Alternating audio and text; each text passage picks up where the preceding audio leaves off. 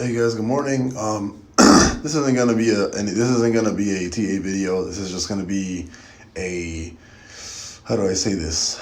More of a uh, just just wanted to show you guys. Right, this is the 2 day chart on my indicators.